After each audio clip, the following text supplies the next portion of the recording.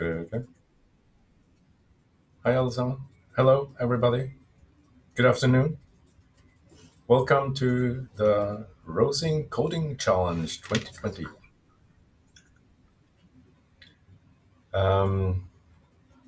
It's a very special day, a very special occasion. This is the first time we ever run the Rosing Coding Challenge. And it's been fun. It's been exhausting and fun. I think both for the finalists and for the jury and for everyone involved. Today,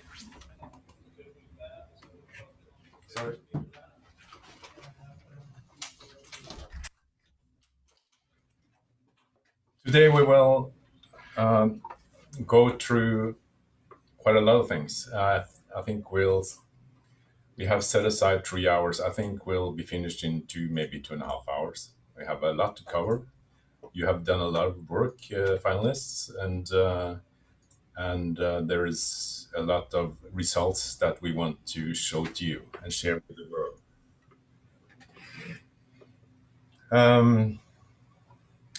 First of all,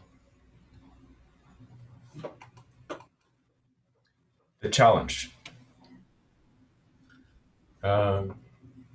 Some people have heard about Fredrik Rosingbull and some have not. He was the first IT entrepreneur in Norway. In 1919, he took a patent on a punching card machine. And from that patent grew up a company called Bull, that was French IT industry's great pride for many, many years. And what's left today of Bull is actually the consulting house Sopra Steria, who incidentally, and like as a coincidence, is also one of the partners in this competition. And we're very happy to have them and the other partners with us. This started with a cup of coffee. I don't think it was a Java coffee, but it was a cup of coffee. And it was me and Heidi. Heidi, are you here? Absolutely. Hello, Heidi. Hi there. Great background. Tell us, you remember that coffee we had? Well, it's amazing how a cup of coffee can just turn into something like this, right? I think none of us really believed that like 1 year later we would sit here and having pulled such an event together. So yes, I definitely remember that cup of coffee. Yeah. Me too. I will never forget it. And it's really amazing, as you say, what a cup of coffee can do, even if it's only, probably it was instant coffee. I don't even remember. Anyway, what happened? Heidi and I talked about this opportunity. We thought there are a lot of everyday heroes in the society. And we read about them, we hear about them. It's nurses, doctors, particularly these days. But there are also a group of people that we consider to be somewhat anonymous, at least silent, everyday heroes. And those are the builders of the new society, the IT society. And they are the programmers, the coders. They are building the new Norway bit by bit, code line by code line. This idea of honoring the best programmers in Norway caught on. We had very soon 5 partners: Bovuet, DNB, PatienSky, Sopra Steria, and Storebrand. And GrepS, which is Heidi's company, have the platform you've been working on, you've been competing on. And Microsoft came in as a partner as well with their cloud services. So thank you to all of you partners who's not only been sponsors, but actually have been working very close with Norwegian Computer Society.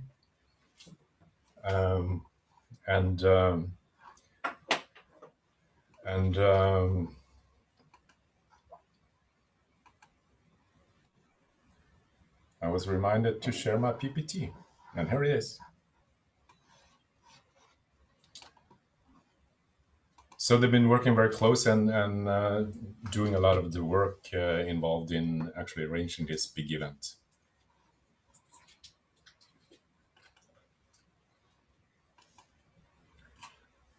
The jury of the Rusin Coding Challenge consists of me. I started this and I ended up as the jury leader, which has been great fun, and the project leader and a little bit more.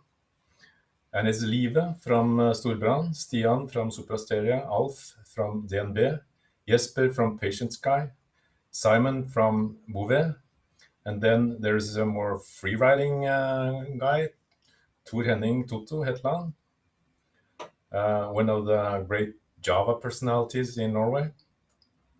Isabella is from Microsoft. Christian is the general secretary of the Norwegian Computer Society.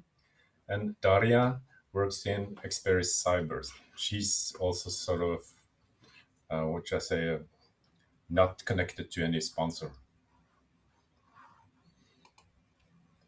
We started this competition in like February. We had 180 people registered. They were from 12 to 73 years old. And they were from the north to the south. 10% were female. Sadly enough, none of the girls made it to the finals. Next year, we're gonna have to work harder on that. 70 people started programming, 34 finished, and 15 are selected for the finals. And you are here now, all of you.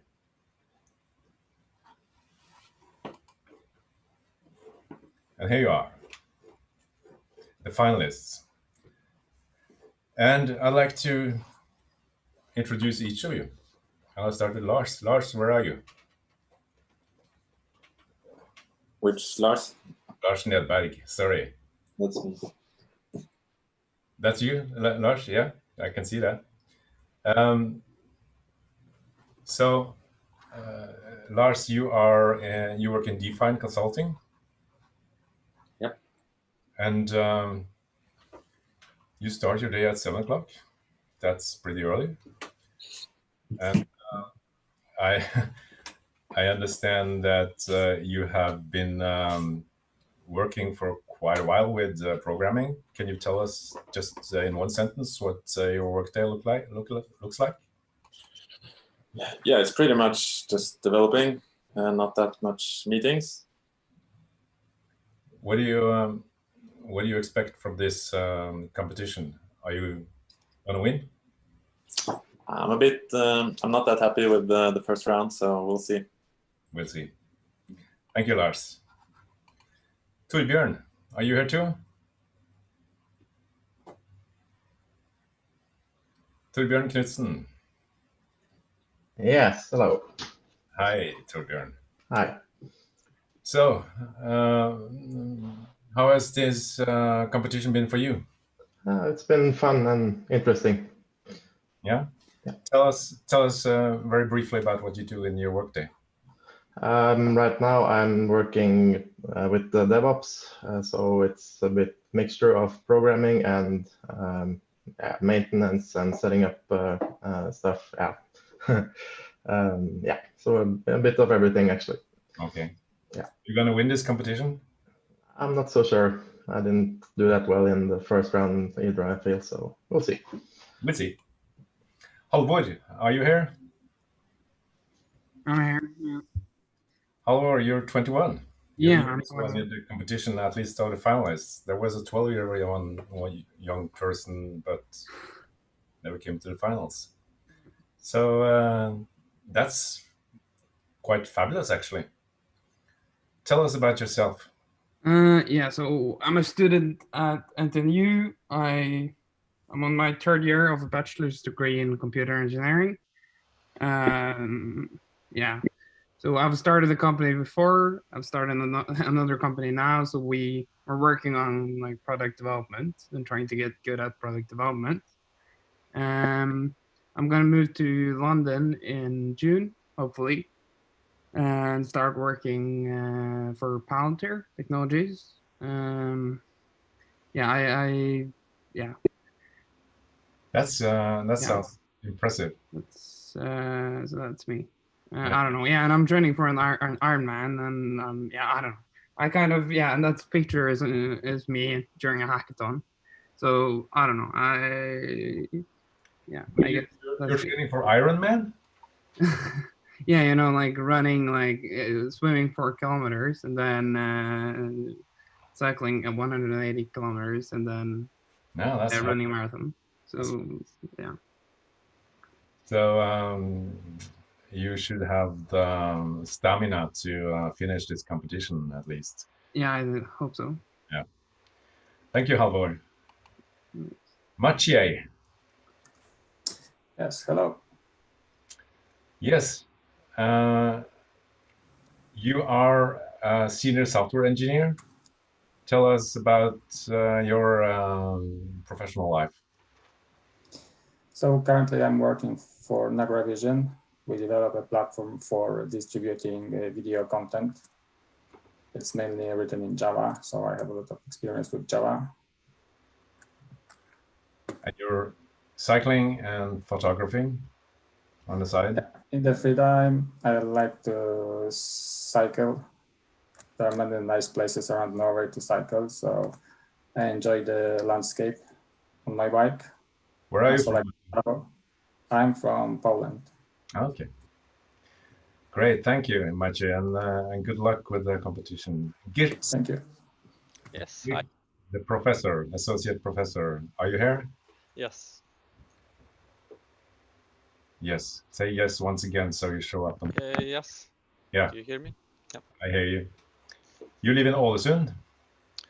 Yes. I'm working at NTNU campus Ålesund. So yeah, not that much programming in my daily tasks. It's more teaching, and I'm also coordinating the Bachelor of Computer Science program. So it's more decision-making, planning, some administrative work. So this challenge is one opportunity for me to have some one leg into programming, because programming is one of my passions. Will you take a knockout on your students, you think? Will I do what? Sorry. Will you take a knockout in programming on your students?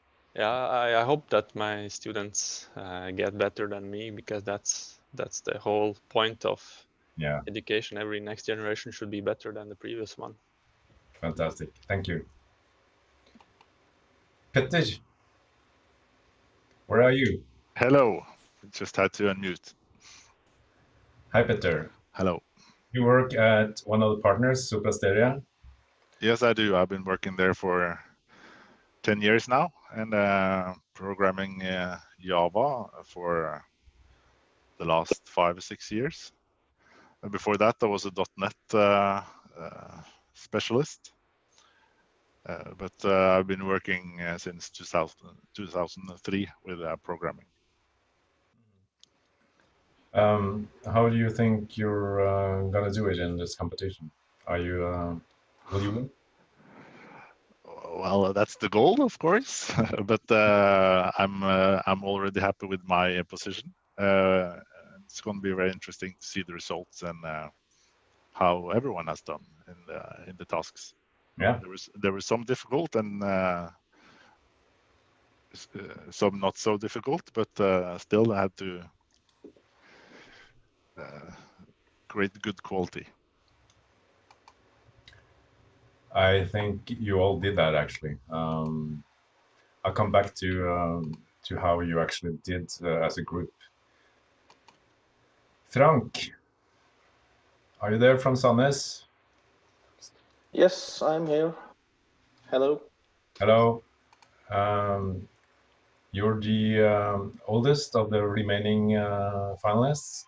Yeah, the grandfather. Yeah. So how is that to be 45 and programming? Is it a benefit, or is it like in athletics where you sort of have to give way to the young people? Well, my passion is about programming and development, and I think I will continue with programming and development for the next 20 or 30 or 40 years. I'm not going to stop. That sounds good. But on your free time, you keep track of the youth, you say? Yeah, I have 3 kids. Okay. Grown-up kids. Good. Thank you, Frank. Magnar. Hello. Magnar, where are you? There you are. You are the swing dancer among us, I think. Yeah. Yeah. How does that help you in being a good programmer? Actually, it's quite common for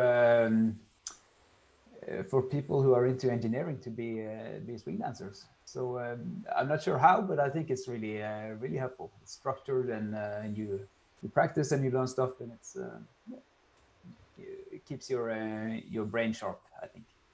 What do you do in your workday?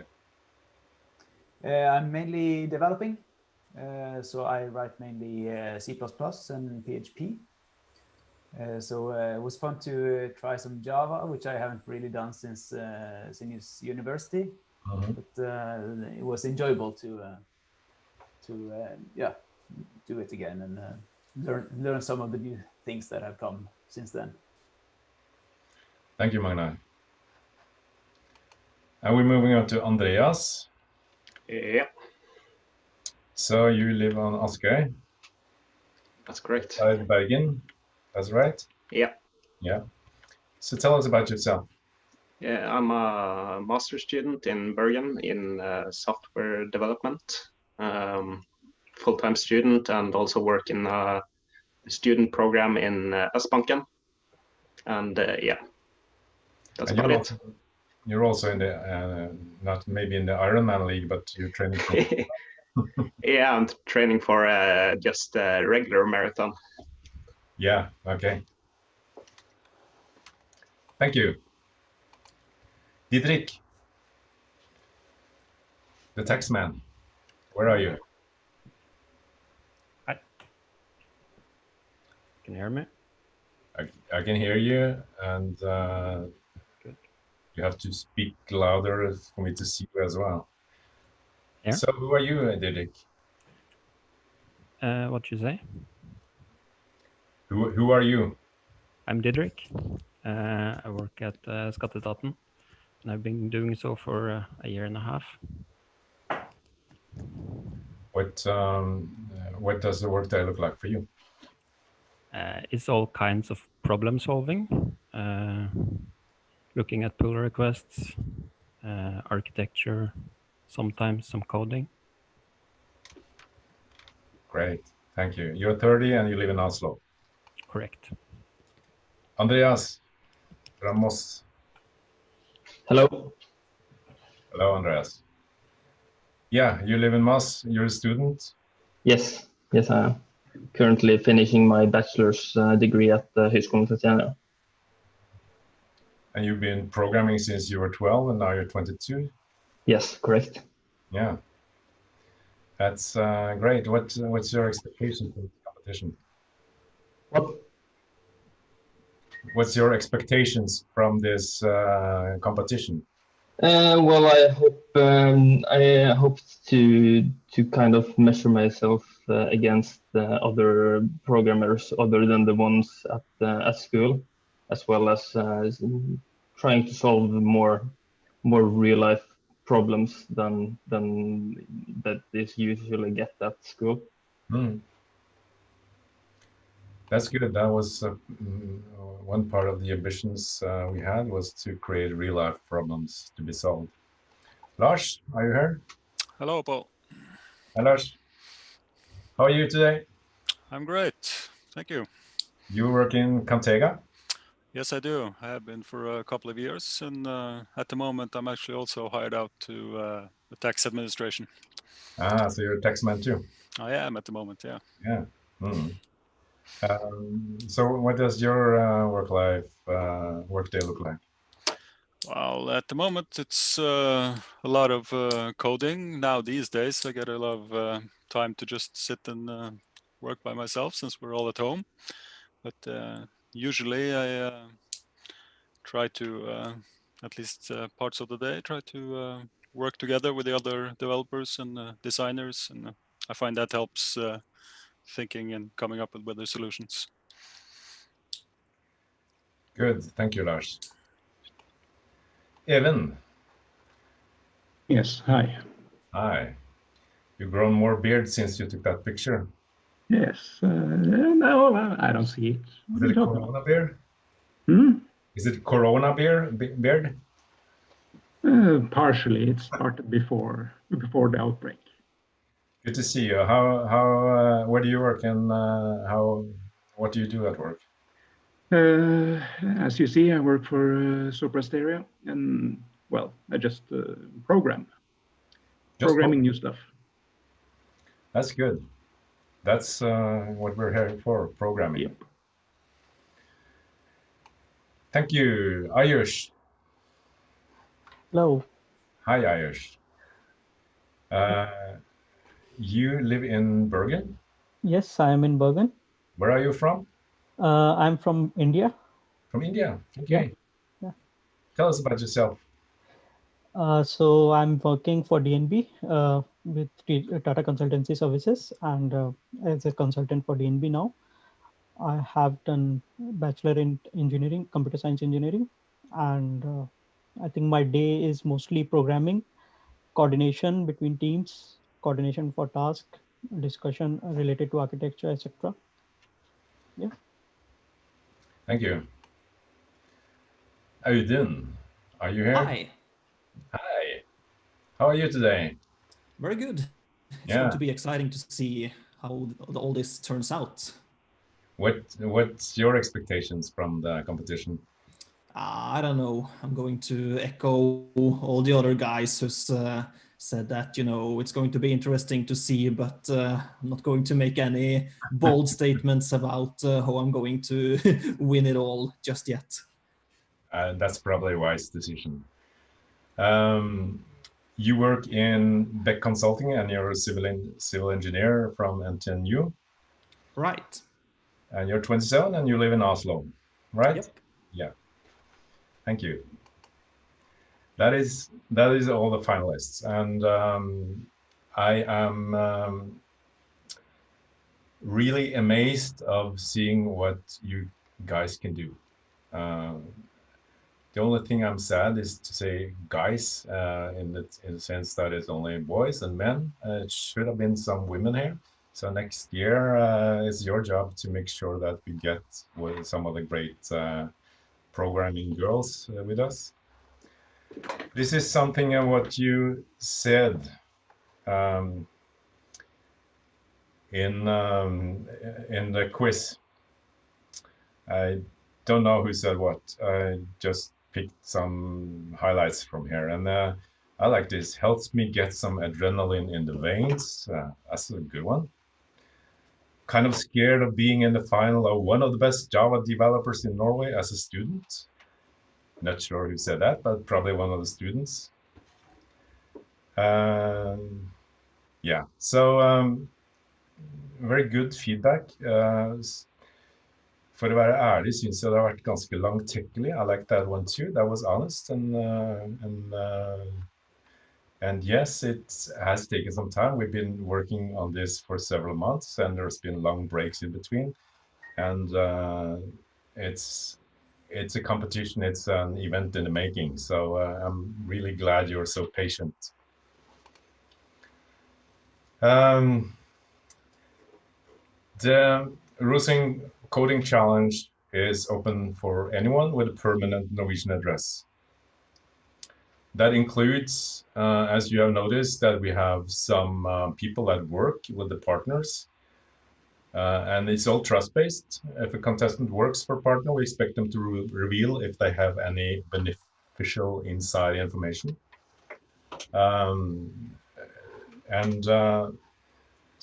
We have had an open and transparent dialogue with the partners and contestants about this all the time.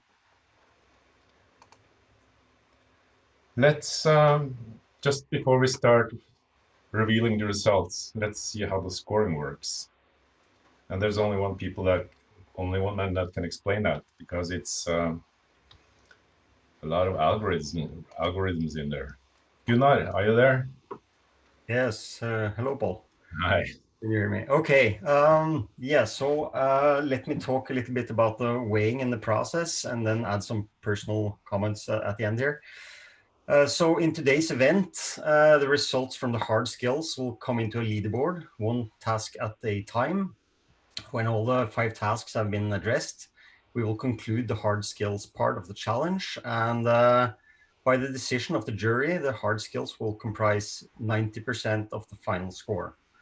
The remaining 10% is the soft skills. They will be added to the leaderboard in 2 rounds.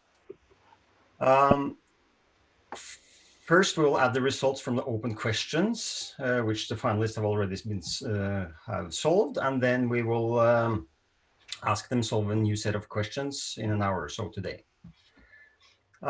Please note that the hard and the soft skills, they use different kind of scales. The programming tasks use a combination of the time a developer spends on solving a problem, and then the quality of the solution within the time limit. So quality can mean many things here, but I'll let the partners explain how they operationalized quality in their domain. And they can also submit multiple times within the time limit, and the best possible result that is submitted within the time limit is then used in the scoring of the hard skills. For the soft skills, we use the points that are awarded by the jury. To combine these 2 scales, we use something called Z-scores. Now, a 0 Z-score means that the result was average compared to everybody else who solved the same task or solved a question. A Z-score of 1 means that the response is 1 standard deviation above the mean, so it's a good response. And 2 is then 2 standard deviations above the mean. So under a normal distribution assumption, one can say that 1 standard deviation is about top 15, 16 percentile, and the 2 standard deviation is a top 2% percentile result. Now, let me add a few reflections on the hard skills part of the challenge. First, the finalists are here today in their capacity of being experts in software engineering. Now, what is an expert? The most common definition is being able to display reliably superior performance on representative tasks. So concerning task representativeness or challenges, the developers at each partner have provided code that the finalists have solved. This code has been analyzed by the developers and GrepS without having any access to personal information. Each partner has been responsible for defining what a good solution is. Moreover, the jury has chosen essential topics that helps us understand what it means to be an expert in the true meaning of the word. Representativeness is ensured by having the peers of the finalist, co-workers almost, the partner developers and the jury, which have then provided content for this competition and the rules for scoring. Now, concerning reliably superior performance, all of the finalists are here today in this capacity. They weren't lucky when solving 1 or more of the challenges. They were instead able to excel on many, if not all, of the challenges. Normally, it's known that about 10,000 hours of deliberate practice is required to become an expert, but this is not a sufficient condition. One needs ability, talent, and motivation as well. And probably also highly skilled colleagues to work alongside with, and a developer-friendly working environment. The second point I want to make concerns generalizations. Although competitions can be fun for participants, there are much bigger issues at stake here. Namely, how well do the ranking in this competition generalize to the real world, how they would perform on real jobs in the IT industry? So all of the finalists have additionally solved a set of tasks on the GrepS platform. And these tasks makes it possible us to link what goes on in the competition with previous research on empirical on software engineering professionals in Europe, done at similar research lab and University of Oslo. And this research has been funded by taxpayer money through Norwegian Research Council. And by connecting the Rosing Challenge results and research, we can achieve two things. First, we can verify that the results of the hard skills are supported by other independent sources of information. And second, we can say something nice about how superior performance the finalists are able to display compared to that of other average developers in Europe. And let me make a last point here. So, you know, why are highly skilled developers important? Well, in our society, we want to know the weather when we plan ahead. We want our pensions to be paid correctly and to our bank accounts. And if we get sick, we want the doctors to communicate securely. And it is said that modern society runs on code, but our desire for better and a more just society add complexity on many levels. And this complexity surpasses our ability to write out code that can handle the complexity. So society generates complexity, but the developers fix it, and that's why there are heroes. So, you know, even though modern society runs on code, I should say that it also rests upon the shoulders of great developers. So I'm really pleased to see all of the finalists here today. To me, they're kind of superhumans. Thank you, Gunnar. And you addressed a question that many of you have asked me on email and also now in the chat, the second round of programming. I think Gunnar answered that adequately. And if you need more about how that affected or was part of the total score on tech skills, please get in touch with Gunnar at a later stage. Is that okay, Gunnar? We have called this hard skills and soft skills, which is not entirely correct. Soft skills are usually associated with things like empathy and care. And I'm not saying you're not empathic and caring, you guys, but it's not that kind of soft skills we've been measuring. We've been measuring knowledge in 5 important areas. We'll get back to the results of that part. What we will do now is to just one thing. You are 15 of the best programmers in Norway. The difference between your skills is quite marginal in many ways. What we can say for sure is as a group, if you were a team of altogether 15 programmers, you'd be among the 6% best programmers in Europe. That's something to celebrate, isn't it? So congratulations for just being here today. That's a great, yeah, that's it's a very tough competition, and you're here.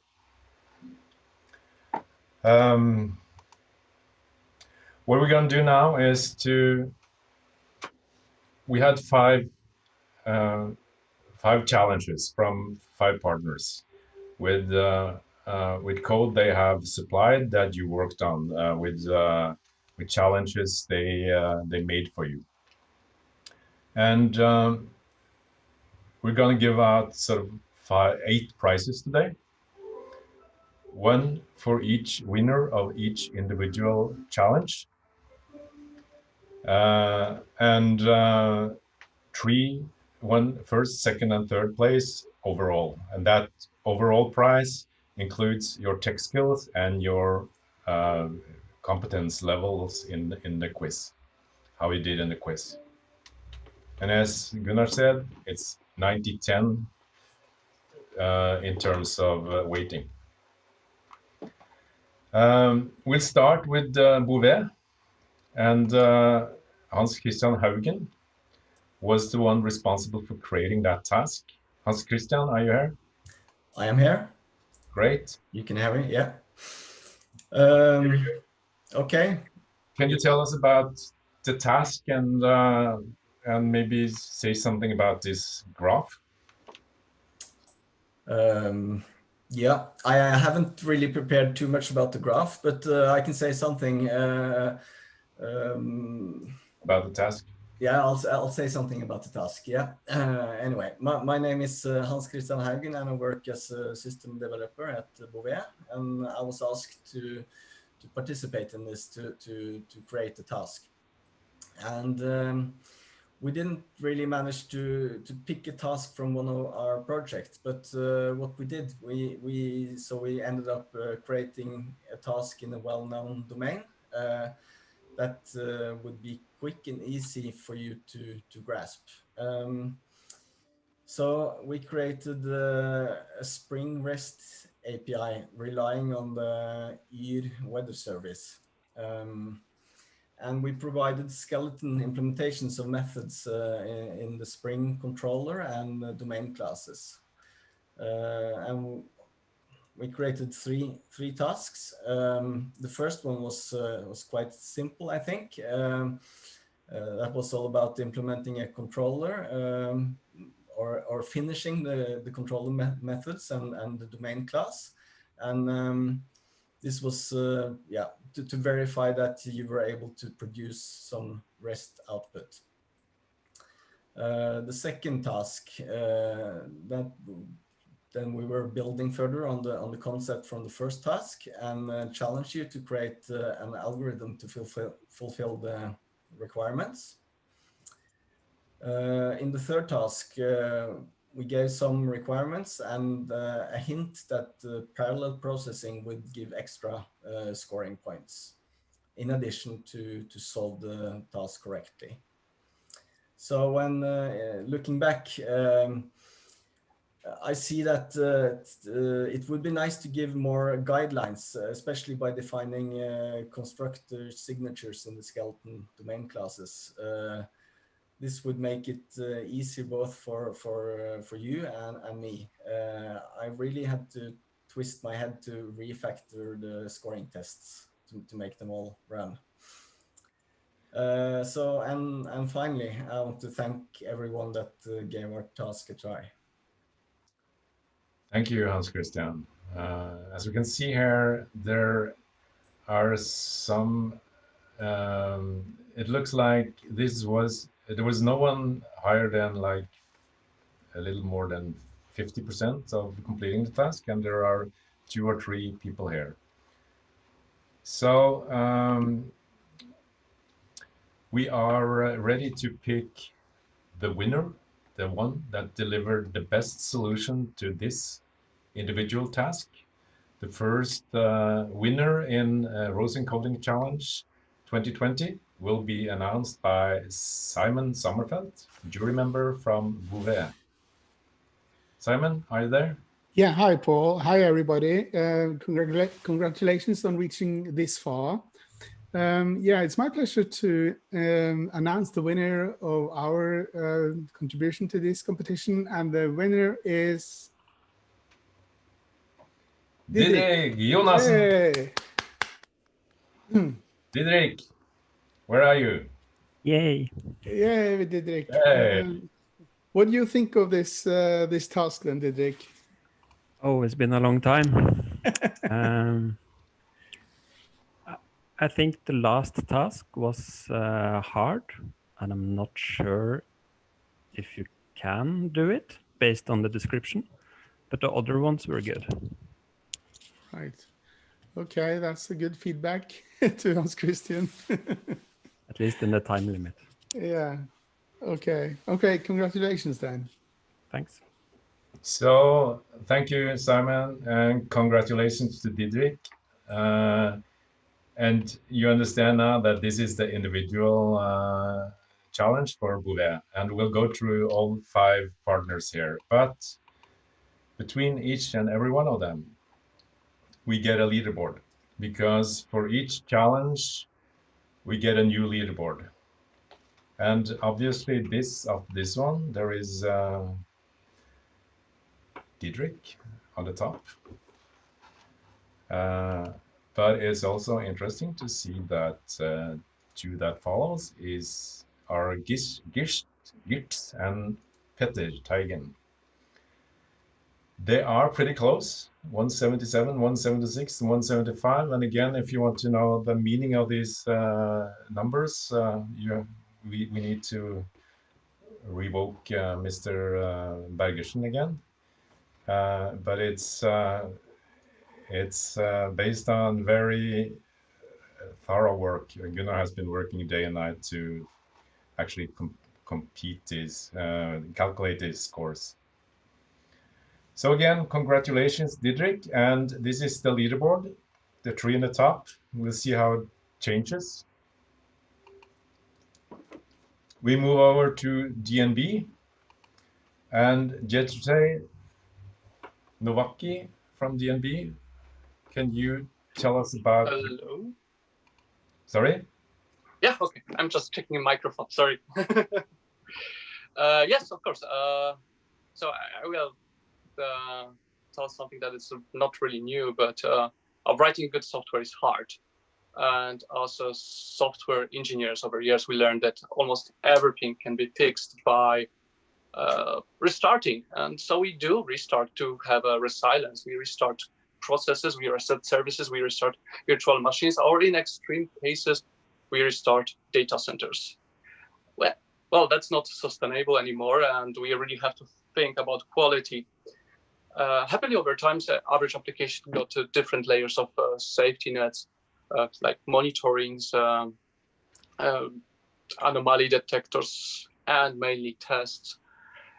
So from apparent chaos, we are able to build secure and stable systems, which is so crucial to banking systems. We are relying on it.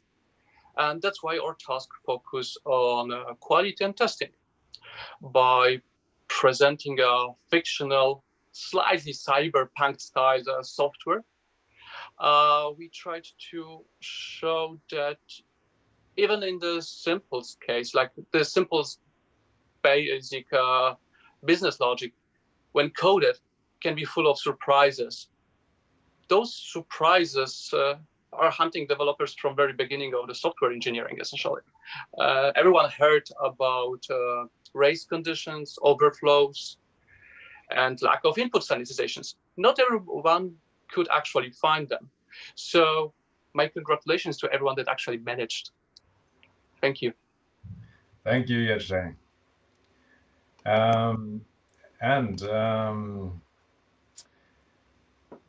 The winner of this individual challenge, number 2 of the winners today, will be announced by Alf Otterstad from DNB. Alf, are you ready? Absolutely. And the winner is? The winner is... Frank. Frank Karlstrøm. Congratulations, first of all, Frank. Thank you. And I think, as Jerzy said, making sure that software is working as intended is very important, because software, of course, is playing a very critical role, not only in the traditional domains, but also now in things like cars and washing machines, just to give a couple of examples. And for us in DNB, trying to safeguard our customers' money, correct software, of course, is very critical. So I'm very pleased that you, Frank, demonstrated such good skills in an area that we believe is very important. So any reflections on the task, Frank? I think it was quite interesting and quite nice to actually try to break your code. I didn't manage to break it, but I tried my very best. You moved up from the 15th place in the first round to first place now, Frank. What happened? Well, I think it was about time to get a little bit further up the ladder. That's great. Congratulations, Frank, the second winner in this Rosing Coding Challenge. But I don't think you, there you showed it. Yeah. So After the first coding task, Didrik was on top. Let's see who's on top now after the second challenge. Didrik, you're still on top. And now you have been chased by Evjenth, Frøyen, and are newly introduced from Karlstrøm. Didrik, how is this? Are you there still? Good, I guess. That's good, you guess. Yeah, that's good. I see I didn't get as many points this round, but enough to keep the lead. You're still in the lead. That's good. PatienSky. Yes, hello, Paul. Yes, welcome. Thank you. Yeah, so Martin couldn't be here today, so I'm going to present both the task and the winner. We in PatienSky, we wanted to create an assignment that represented the domain that we work in, but also was based on actual code from one of our production systems. So we thought it would be fun to do something like sending a sick leave message to NAV. At that time, we didn't know how important that might become later on. So we actually started with taking the production code and simplified it a bit, removed all the internal dependencies and got a small working system up. That resulted in a task that we think is very similar to things that you might do out in the real world, albeit a little simpler, as you only had 30 minutes to do it. But I would like to thank Martin Sitang that did all the hard work to make this a possibility.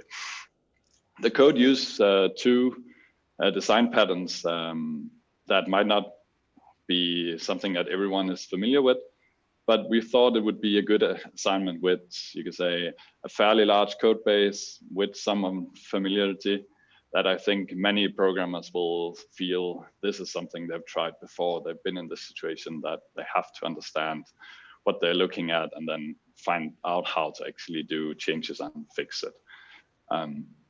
The task contained therefore a lot of code and classes that you didn't need to do any changes or really understand completely.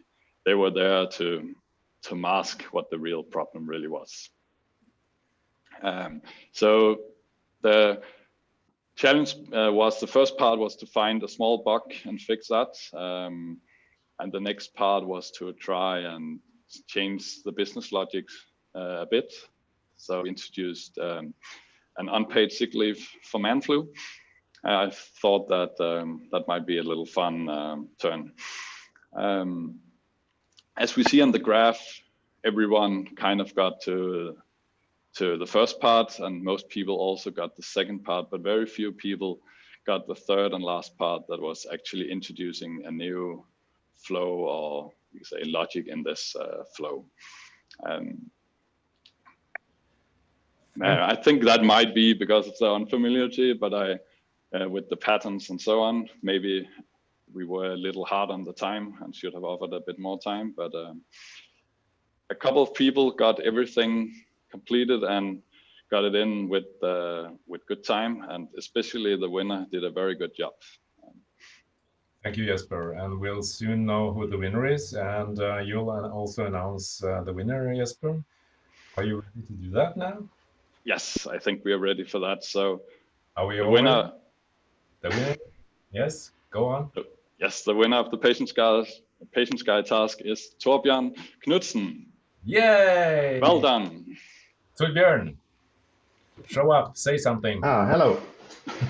Hello, Torbjørn. Yeah, hi. Are you surprised? Yeah, actually a bit. I don't recall doing that well on that test, but yeah, that's good. You did very impressively, and especially on the last part, you managed to get, you can say, a lot of code in there in a few minutes, but with all the right quality and the correct functionality. So very well done. Thanks. Thank you, Jesper. Thank you, Torbjørn. Great work. The third winner has been announced. We're moving on to the fourth. And let's just check on the leaderboard now. It was Didrik, Evjenth, and Frank. Let's see what it is after 3 tasks. Surprise! Audun, you moved up to the top. Wow, that came out of nowhere. It did. It's this is kind of a black box. You put the results in, and you get the winners out. And you have to have Gunnar to explain it. Gunnar, Gunnar, could you give us some backup on this? Yep, sure. Yeah, so in the scoring, basically the model tries to estimate how good a performance is relative to the others by looking at frequencies. So if you suddenly come in on a task and nobody has achieved that same level of performance on that task, the model would say, either using weighted likelihood estimates or maximum likelihood estimates, it would say that, well, wow, you know, this is something great, and I basically haven't seen it before, so it would assign it with a high value in the model. So that's why you get these jumps, but as we will see further on, as more and more results come in, they will start to stabilize. So the amount of noise for the first task is a lot. There's lots of uncertainty because you basically have just one observation, a statistically independent observation. But when you start compiling one upon the next, upon the third and fourth, and so on, then you get these kinds of results.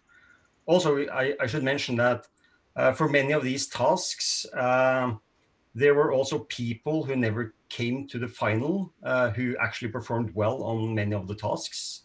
So you have also, you know, for some tasks, I think DNB, recalling it, you had many developers who are not in the finals who actually performed really well on the DNB task before you then get some of the finalists on that task. So that's why you get these jumps, but they will stabilize more and more. Thank you, Gunnar. And as you say, there are people not here that on individual tasks would have been among the 15 best, but they did not reach up in the complete score. We'll move on. We'll actually soon have a break when we have announced all the tech results, but we'll move on to Sopra Steria. Yes, hello, Paul. Hello, Magnus. Welcome. Hey, thank you. Hello, everyone. My name is Magnus. I'm a team lead, senior developer, and technical interviewer from Sopra Steria. And I've been leading the technical contribution from Sopra Steria in this competition. First of all, hats off and congratulations to all the contestants who completed our task. Very well done. Amazing to see all your answers and the quality of your work. So pat on your back to everyone. Regarding the task, our focus was to create a task that was understandable for most and would motivate the contestants to prove their level of knowledge. The task was created with an increase in difficulty level, and we wrote tests to separate the contestants' submissions. Our belief was that some would be able to solve the first tasks in the programming, and only a few would be able to solve the entire task. And the task itself was a combination of fun and unfamiliar encryption algorithms, and some object-oriented Java programming involving a common use case. So on behalf of Sopra Steria, we hope you had fun solving the task and that you learned how to implement a symmetric encryption algorithm in Java. So, Stian. Yeah, and just a comment, it's so fun to watch these graphs, and this is like a spaghetti. And it also tells a story about, you know, where one person suddenly drops off here and all the others stretch up here. And obviously, one person, a lot of persons that achieved full score on this. And I assume that timing was the most relevant part in naming the winner of this one. Yes. So and it's really nice to see the graph and see that many of the contestants did well, and I consider that quality insurance for all the finalists. So job well done, everybody. And Stian, member of the jury, and from Sopra Steria, you are here to announce the winner. And the winner of Sopra Steria's coding challenge is Evjenth Frøyen. Evjenth! Yeah. Congratulations. Are you there, Evjenth? Yes, I'm here. Thank you. Thank you. You work in Sopra Steria. Yes, but I assure you, I didn't know anything about it before I actually did the task. I actually believe you, and as I said initially, this is trust-based, and there is we are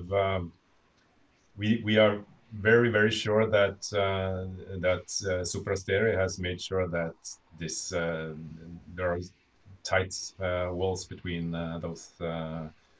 those making the challenges and those actually competing it, and the competition is open for everyone.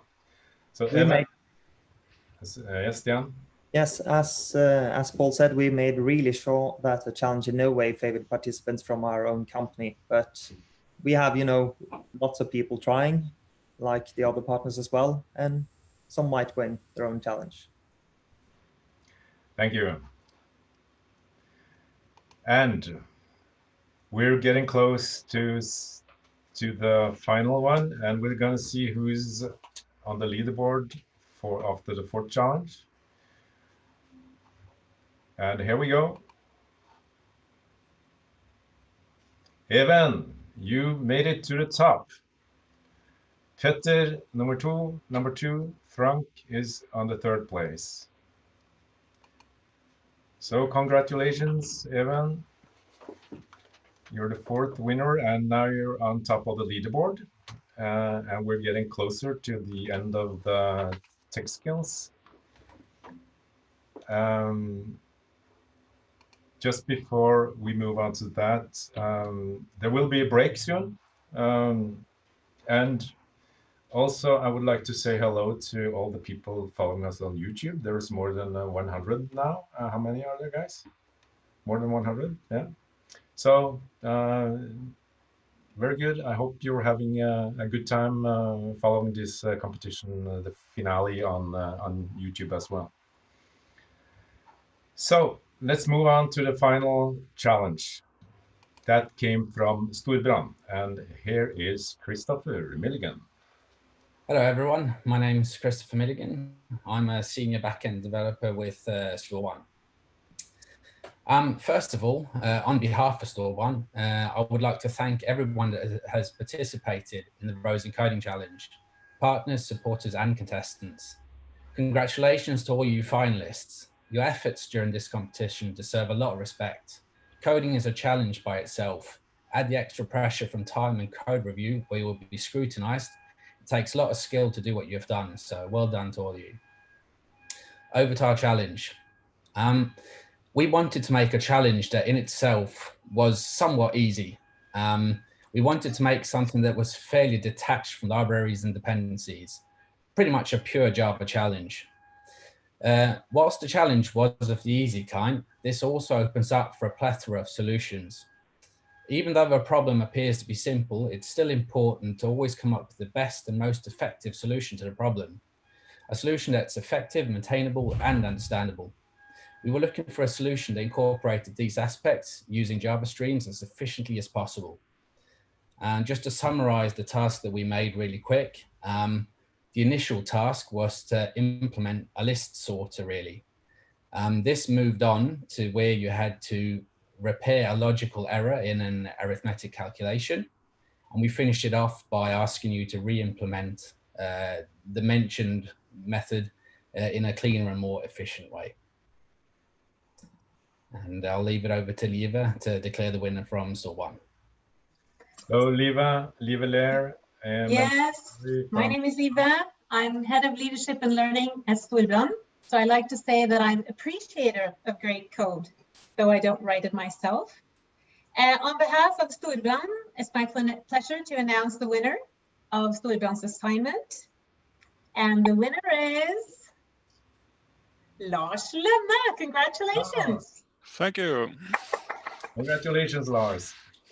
How does it feel? Oh, it feels great. It was surprising. I didn't expect it. Any reflections on the assignment? Well, as with all the assignments, really, they were hard because we were pressed for time, and some went well and some went not so well. So I'm happy with this, and thank you for making a good challenge for us. Thank you for participating. Thank you, Lars. Congratulations again. A great achievement. And you were the 5th winner. We have 3 winners left that we follow here on this ever-changing graph. So, after all the 5 tech challenges, we have a very extraordinary result. If I can find that play thing, it's right there. We have 3 winners on the top. Petter Teigen, Andreas Storesund-Madsen, and Evjenth Frøyen are exactly the same score. So, Petter, are you there? Say something to show up. Yes, I'm here. Congratulations, you have made it this far. Evjenth, you too. You're in the top league, one of 3 number ones. Evjenth? Yes, right. Yep, that's that's an unexpected result. And Andreas Storesund-Madsen, you also came up, and we haven't heard much from you until now. Yeah, very, very unexpected, but very exciting to see. So, Gunnar explained some of this. Do we need some more explanation from you, Gunnar? Yeah, sure. So let me first say congratulations to the winners of the tech part of the challenge. Let me add that the measurement of hard skills so far, we have updated one result at a time, and through this process, we have used the best available information to correctly estimate the level of skill for each developer. Now, when it comes to nominating winners and runners-up, things change a little bit because, well, it's easy to always nominate somebody as a winner. The problem, we could, for instance, have awarded extra points for the best solution of each task, and then somebody would be the technical winner. But the problem is that any such scoring rule would be based on the opinion of the individual making the rule. So if you replace the person with another, the winners and runners-up change. So the rank order change as a function of who actually makes the rule. Now, in research, you basically have to provide hard data in support of any claim. And if the data does not support any distinction between a group of developers, either by looking at measurement errors or the response pattern overall, well, basically, then you have to, the only sensible way to see this is just say that these are indistinguishable from a measurement perspective. And if they were to compete with each other, you would give them the same odds of now performing excellent on a new task that we've never seen before. So this goes back to the generalizability I talked about earlier. This is about kind of bets, who is going to make a better solution. And with respect to these 3, we basically can't, from the data, say that any of them are better than the other one.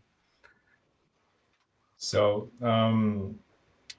I am a journalist. Gunnar is a scientist. That's incompatible in your language in many ways. I've I've been chasing Gunnar to get, you know, real results. Who's the winner? Who's number 2? And you know, and Gunnar has been more or less religious. I accidentally shared a spreadsheet with the names and the IDs. He did like this. He didn't want to see it because I don't want to see. I don't want to be biased in any way. I just want the IDs. So he's. I've never seen anyone be so scientifically conscious on a work like this. So thank you, Gunnar. You've been doing a great, fantastic job. Thank you, Paul, for holding out with me. I know it's painful, and of course we could have Donald Trump, you know, nominate the winner, but it would be based on opinion and not the data. So let the data speak for themselves. I think that's best in the long run. Anyway, this shows that you, as the 15 best, are very good. As we started with, you're among the 6% best in Europe. And the good about this 3 in the number 1 spot is that we still have the excitement, and we know that actually the 10% soft skills test will be very decisive in who actually wins this competition in the end. So we'll have a break, and after the break we will go through the open-ended quizzes that you answered this weekend, and we'll reveal the results from the jury. And this is based on the jury's, not say opinions, but evaluations of your answering. Then after that, we will have a new leaderboard, the second last. And after that, we will send all of you finalists into one breakout room. I will give you a link to a new quiz, which is a multiple choice quiz. You have 10 minutes. You have 15 questions. You have 5 areas, the same areas we've been talking about: privacy, security, accessibility, ethics, and sustainability. And after that, we will pretty soon know, based on your scores, which we will probably share live here on the screen while you actually submit your answers, who is the winner and the number 2 and the number 3 in the Rosing Coding Challenge 2020. But now, let's take a break for 5 minutes. I think people need to stretch and maybe do some other kind of stuff. We'll put the recording on hold, and you guys on YouTube, you can watch a YouTube video in the meantime, but please come back at 15:10. We're back. Där står det. So I've been reading your chats. Like this from Daria. Lieve, you are the winner of the most beautiful and natural smile.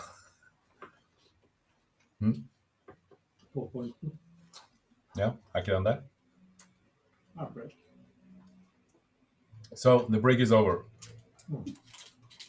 Welcome back.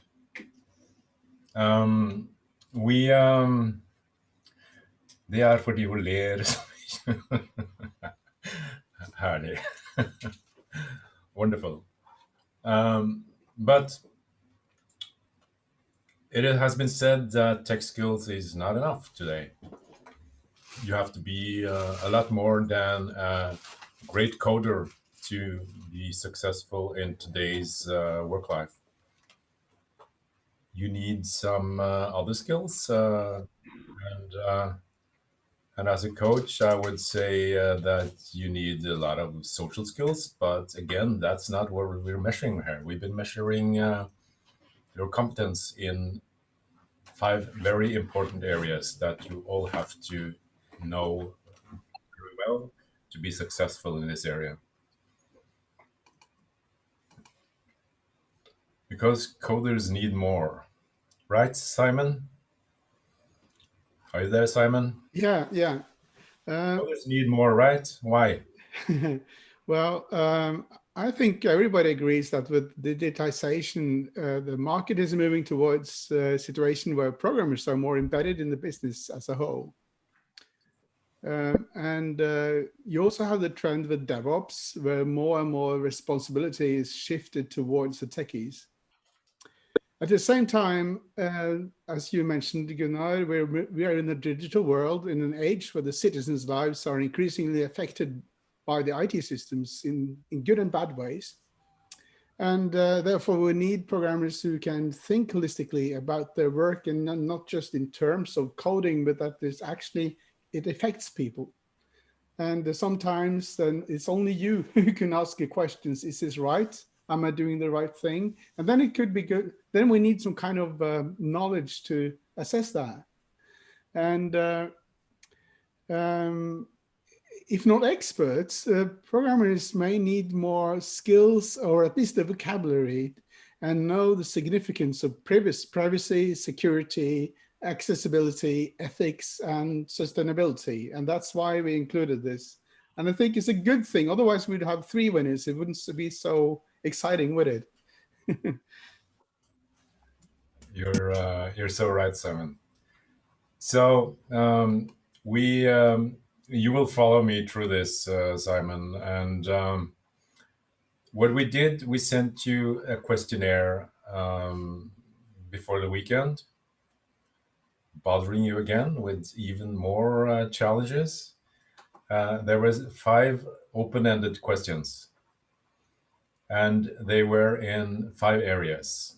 And the first, and there was one per category, and the max score you could get there was 50 points. In the area of privacy, this was the question you had to answer. And we had a lot of different answers there. Who was it that evaluated, who from the jury evaluated the privacy again? I'm sorry. It was me, Simon. Yeah, that was Simon, yeah. So tell us about the answers you got. I guess this was a very challenging question, because it was partly based on law, and partly based on best practice and experience. I got a wide variety of answers, but nobody of them could fit the mark precisely. So perhaps that assignment was too demanding. I don't know. You scored them like this.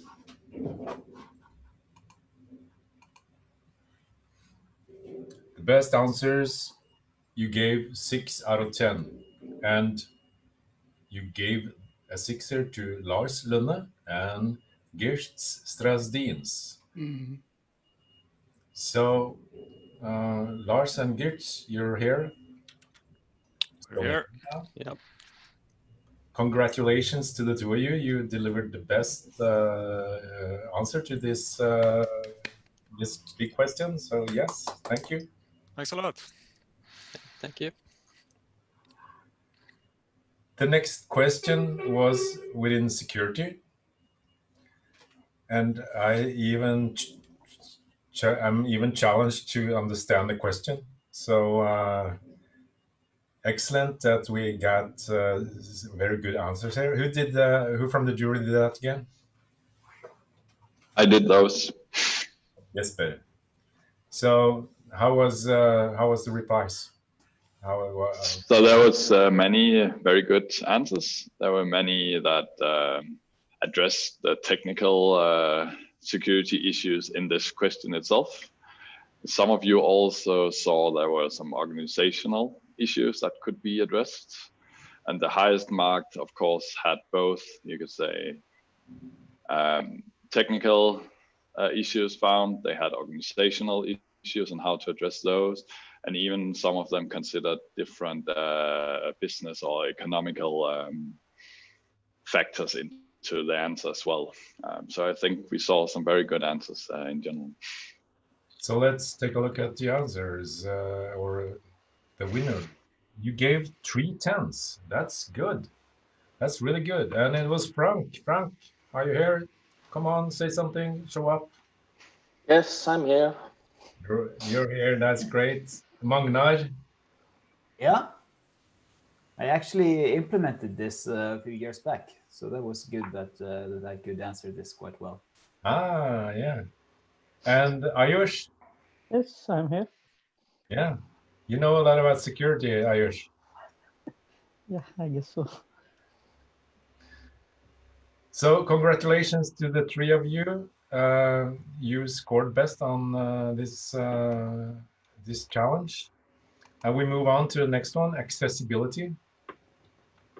That was Stian who evaluated the answers there, right, Stian?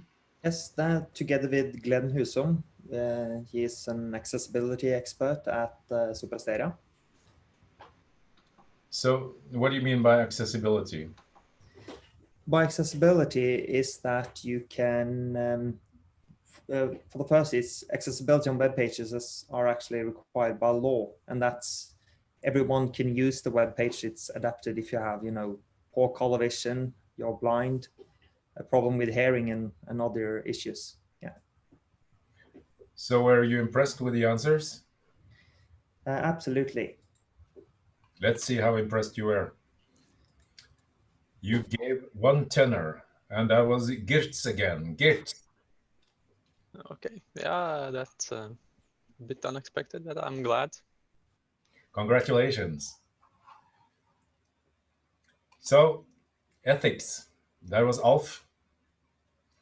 Why is ethics important, Alf? Mm-hmm. I think it's very important, not only in banking, but in general, with all the possibilities that technology can play and the influence programmers actually have on society. I think being very aware of how to use your skills and your powers is important. It's not only up to the management, it's not up to the legal department or compliance department, it's everyone's responsibility. So I think in terms of this task, it's very difficult to say that there's one correct answer.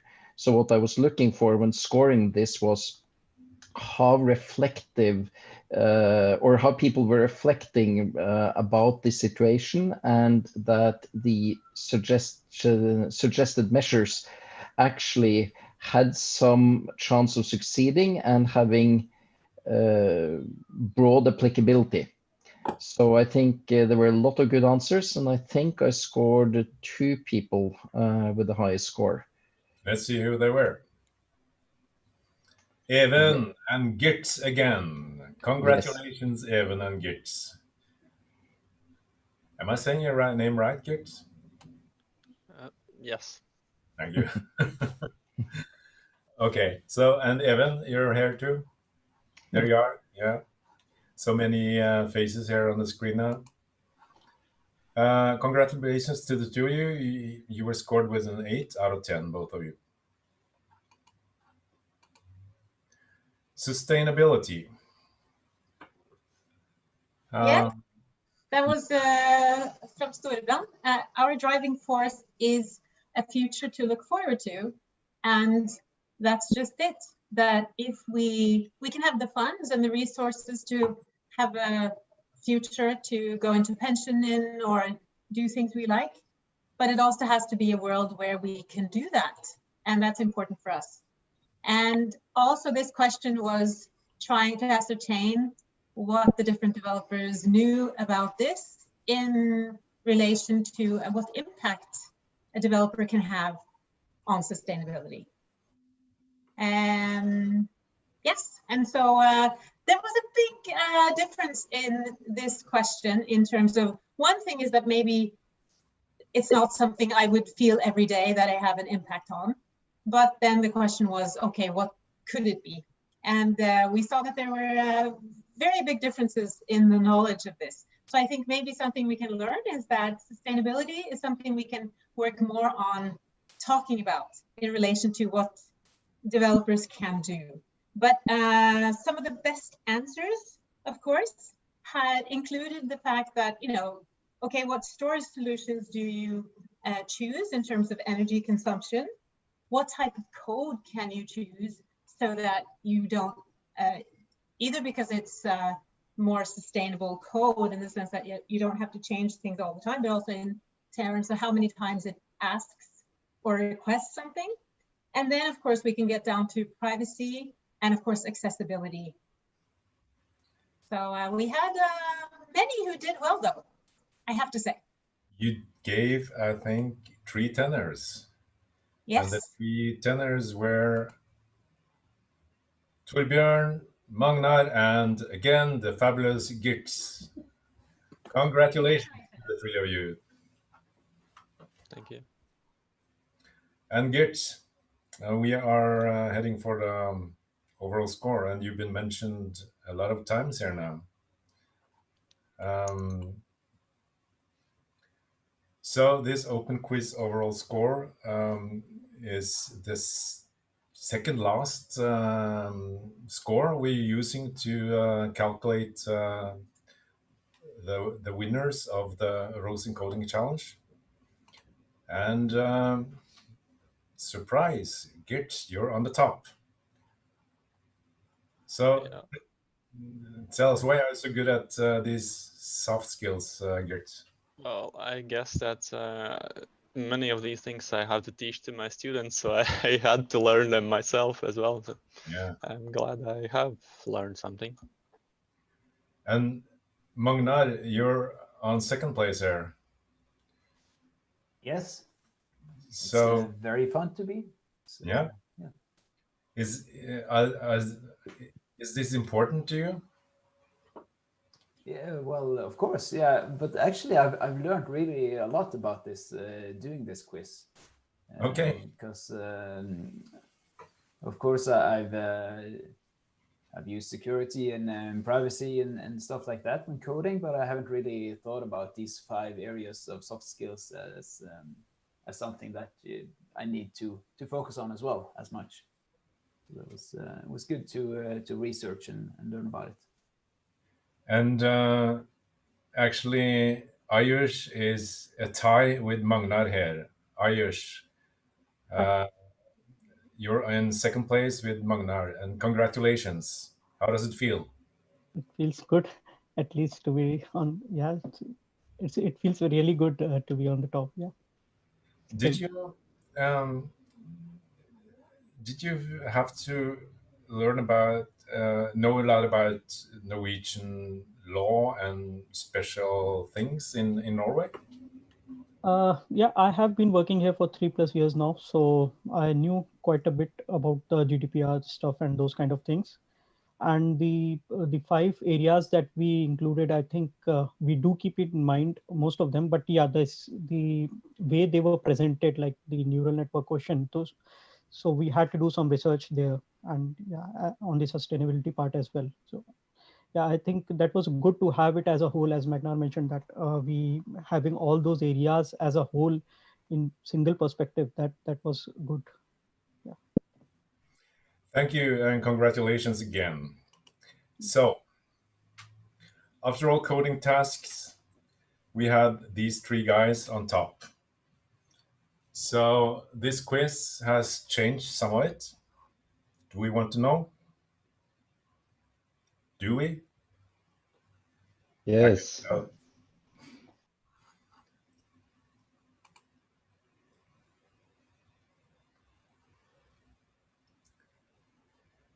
Evjenth, hey, you're back in the top.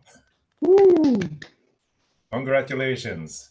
Andreas, you're second. Petter, you are third. So now it's not a tie in the top anymore, but still it's pretty close. And we're not going to stop bothering you with new challenges. There is one more we will send you to, and that is a challenge for me because now I need to send you to a breakout room.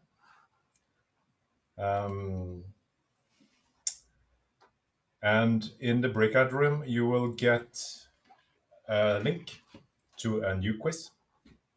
You will not be allowed to return to the main room until we come and collect you. And you have, as I said, 10 minutes to answer 15 open-ended questions. So let's see if I can solve the breakout room challenge.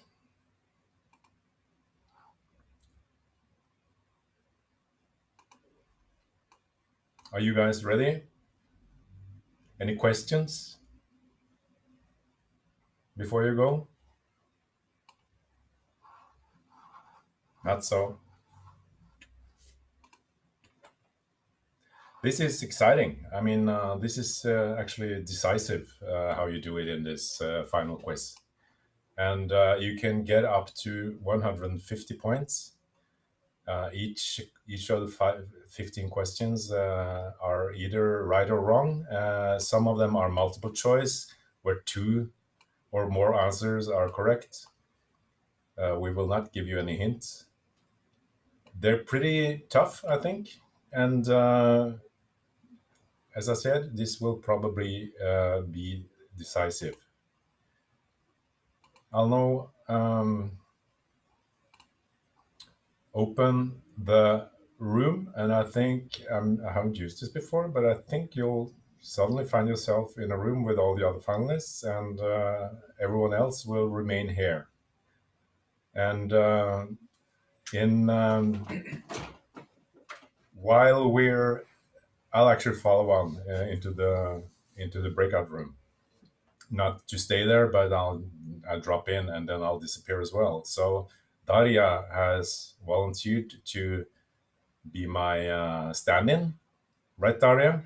Right, and Simon. And Simon. Daria and Simon will keep you entertained, probably at least twice as much as I can do. So have fun while they disappear. Now I'll click on this button, open all rooms, and I'll send you away.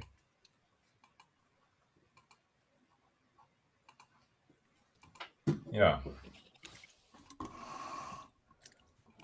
I have to actually assign you again. I hope I don't send anyone away that shouldn't be sent away. Halvor.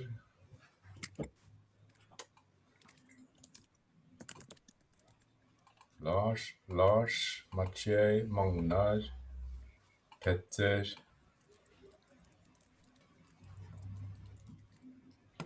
og Torbjørn.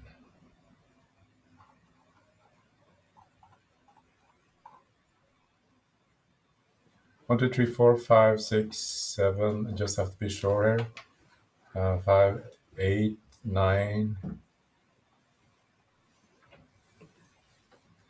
10, 11, 12, 13, 14, and 15. There you go. Bye.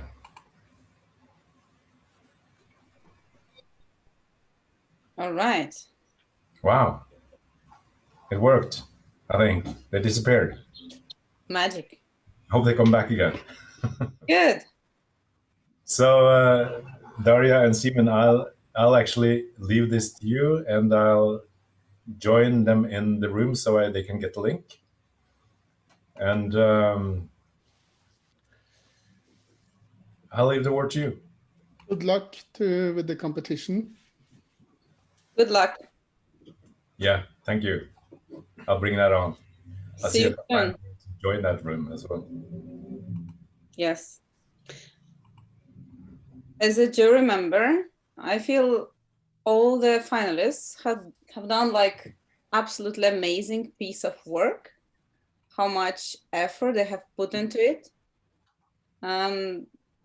the tasks, solving of these different tasks, and answering questions and extra questions now, all this is just very impressive. I think, yeah, I'm just giving an extra clap for that. And since we have Gunnar here a little bit longer, we started maybe with him asking a little bit about like how we evaluated it, if anybody has questions. Unless, Gunnar, you also could like say a couple of more words if you forgot to mention something, and if not, we'll go to the next topic. Sure. Do you have any questions on YouTube or something? Say a couple of more words if you forgot to mention something, and if not, we'll go to the next topic. Yeah, good. I couldn't see any on YouTube, but I'm available if anybody puts it into the chat. Let me just try to provide this, small fun facts here while we're doing the social skills, or actually the skills that do not require a compiler to solve. These are non-compiler tasks that they have been are addressing right now. From a measurement perspective, when we look at all the 5 tasks combined, there is a mechanic here that makes it possible for us to provide a measurement point based on the 5 tasks. And that is that these tasks are all correlated. So if you perform well on one task, you will perform well on the second, third, and fourth, and fifth. And that's the mechanic that makes it possible to tweak out the random noise in the data and then model the signal, which is basically the skill that we provide. Now, if we look at the privacy, security, ethics, sustainability, these dimensions as a whole shows that they are totally uncorrelated with the technical skills. And from a measurement prediction perspective, if you have variables that are highly correlated, you have a problem because your errors increase. So we provide a single measure on the skills part, but then, of course, as Simen and the others have said, how you perform on these social skills are important for job performance and how these people work, how these developers work in their everyday life. So from a prediction perspective, having 2 variables that are completely uncorrelated adds to prediction in the overall prediction. So this is actually good from a measurement perspective. I could probably add that the 2 dimensions that are most highly correlated with the technical dimension is ethics and privacy, whereas sustainability is actually minus 0.3 in terms of correlation. So it's a medium negative correlation there. Other issues that we should talk about, I would like to say something about the scoring. So our CTO at GrepS, Steinar Haugen, has worked a lot with the developers going back and forth on the tasks. There have been multiple iterations on the scoring of all of these tasks, and the mechanic goes something like this. So first, we provide a scoring rule that says what is a good task, good evaluation, or sorry, good performance on a task, and then we try to rank them. And then we do input from the partners going back and forth. Are you happy with this ranking? Should this task perhaps be ranked a bit higher or a bit lower? And based on these ranks, the ranks are not measures, but ranks are basically, you order them in an increasing numerical value. What the model then does is it tries to pick up how hard is it to go from, let's say, a 5 on the quality scale to a 6. And for maybe the first 5 tasks might be really simple to do because it's simple questions. But the step from 5 to 6 might be really hard. And in those cases, it awards more points, so to speak, for the transition from 5 to 6. And of course, if you did a questionnaire, one question is, can you write hello world? And the second one is, can you, solve the cancer, cancer in society? one solves cancer and the other one doesn't get the hello world answer correctly. Well, basically, you know, an average of one doesn't tell you that much if you don't model the complexity of each task. So modeling complexity in tasks is something that is normally not done when you do competitions, but if you do research and you try to build incrementally, provide, you know, measures to developers so that they know where they stand relative to others, this is central. And my final point is basically, I wasn't surprised to hear by the winners and of the tasks and the overall winners. They are modest, you know, they work by being critical of their own skills, so they get surprised when they do something great, but that's basically because they don't have this reference point where you know, they don't focus on being best, they focus on what can I improve. So it's not surprising for me as a researcher to hear them say, well, that was a surprise. It's like, yes, you really don't know how well you performed. This is really, really hard. So congratulations again. Good. We can hear it's a highly passionate person who does the scoring part. That's very nice and safe to know that this is a fair evaluation. I thought we can just evaluate the guys by the beauty, but no, we can't. Oh, about that. So where are the girls in the finals? I don't see a single one. Any thoughts about that? Did we have any girls at all who participated? I'm just checking some statistics here that I got from Simon. I'm not sure if I can check this. I'll try to share my screen, but like, hello, this is, look at this. Look at this. In the red color, you can see like female in data engineering, and it's pretty low number. So naturally, it comes less people to the competition and even less to the final. But more thoughts about that? Yeah, it wasn't criticism about this competition. They said no women are in the finals. And I think that's the wrong question to ask, really. The best question is, why don't we have more female programmers? Why? I don't know. Anybody else in the jury? I have some. I have a feeling, but I guess it's been thought about as a very male kind of work. I don't know. But our experience with the coding clubs with the children there is that the girls are just as enthusiastic as the boys, and it can actually be the fault of their parents that they don't encourage. I think that's subconsciously maybe that because they don't want the girls not to have the same opportunities, but I don't know, it must be maybe some bad thing with the society that we kind of, the girls have this overall impression that they shouldn't be so technical. I don't know. What do you think, Leva? You had to unmute your phone, your microphone. I know. No, it's a very difficult one, isn't it? And we see it in other more technical STEM type of education as well.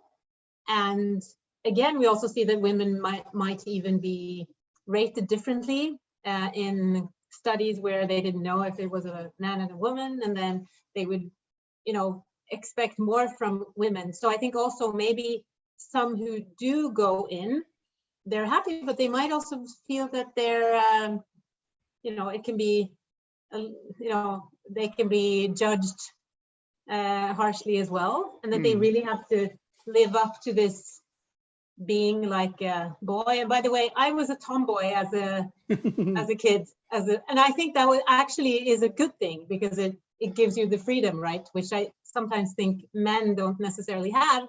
And I could get the question, are you a boy or a girl? Because I had short hair, at that time. But also because I did things that I wanted to do, and I asked questions. And that's also a question to me, is why is that considered also more male, to be interested in maths and physics and so on. And it's changing, but I think we need to work harder on it. And we do see that some of the more design-oriented usability type of tracks are more popular for women. And then the question is, how could you kind of envelop and take in more of the coding there, also to introduce it in a more mild form, rather than, you know, here's the all male class for you. Yeah. I don't know. Yeah. So, and I also appreciate all the initiatives that are happening with girls coding, Oda Network and such, that I think also, you know, how could we in a way open up more in this challenge somehow, and make, you know, it's something for us to think about, and where we also market it, how we market it. Does it always have to be a winner? Could it be something there? So there are many thoughts that we could maybe take into the next year to figure out how to attract more women overall. Maybe just have an extra prize, just like for a women track. Well, I don't know, maybe. So, but I think, yeah, we shouldn't stereotype there again, because there are many very good female developers as well. So, you know, but how could we get them into this, and could it be more inviting for, I don't know. But it's certainly something I think we should work on. I think Simon is at the very good point of taking it very early, like during while they are like school children. Because even look at this leaderboard here and the board, all these younger people here are still the guys. So and they're pretty young, right? Yeah. You could expect what we need is good role models. What we see is that the girls who have female instructors at code clubs, they meet a woman who they see has success, and there's so much non-verbal communication going on that this young girl thinks, I want to be like her. I think so. My encouragement is to, if you're a female coder, go and participate and teach at the code club. Guys, I'll drop in. Gunnar, I think I'll send you to the spreadsheet now. Would you go there? Or are you already there, perhaps? I'll share the screen with you, and in a few seconds, I'll close the quiz.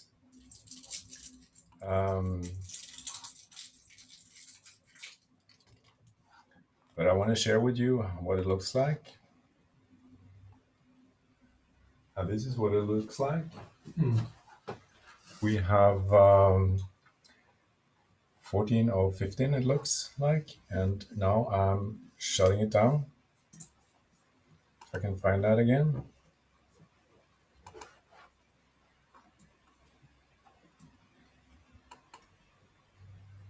Yeah, if you could let me have access to it, I can update the data. Right now it's view only, so I'm doing it in a separate spreadsheet.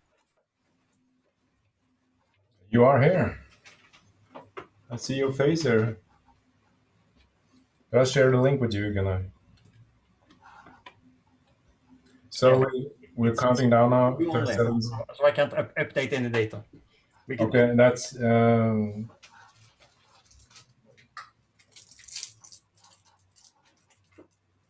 that's where you should move it from, actually.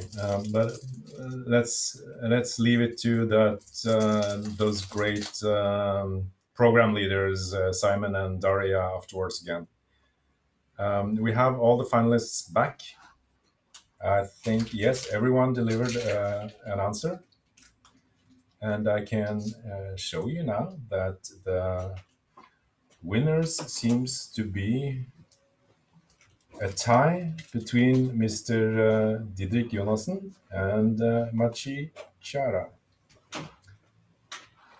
That is, I wouldn't say a surprise, but it's interesting. Didrik and Maciej, what happened here? Just a surprise. Good. We like surprises. Yeah, I like it too.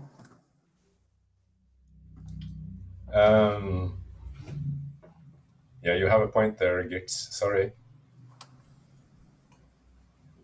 That was a big mistake. Git says, you know, that all of our emails went on a public video. We'll take that part away from the final video. Sorry, my mistake. Talking about security and privacy here. Okay, we have a tie on Jonas and Maciej, but we don't know how that affects the final score. Gunnar, are you working on this now? Are we looking at a final result soon? Yes, I'm coding it. Let me see here. That's great. But it's still view only. I think we need to cut this out from the video in the end. It's still view only, so I can't update your sheet. Okay. Okay, guys, what about you go to the boys' room and discuss this, and we'll stay here and discuss fun stuff, huh? We go to the boys' room, and I'll leave it to Daria and Simon again to keep the conversation going. How much time do we have? We'll be back when we'll be back. How long is a rope? Gunnar, we're going into that.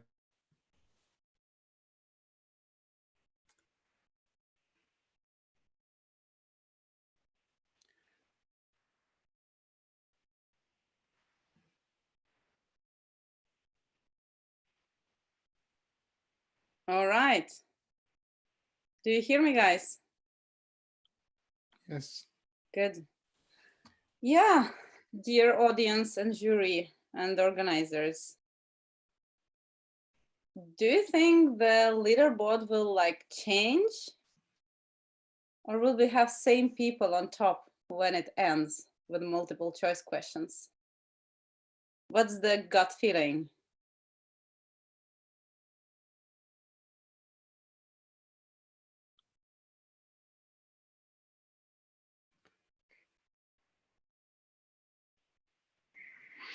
I think it's going to be a close race. It looks like we have new people again at the top. So I think it might be that we're seeing some changes, even at the very last minute.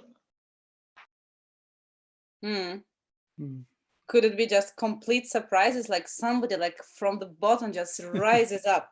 No? All right. Any other observations?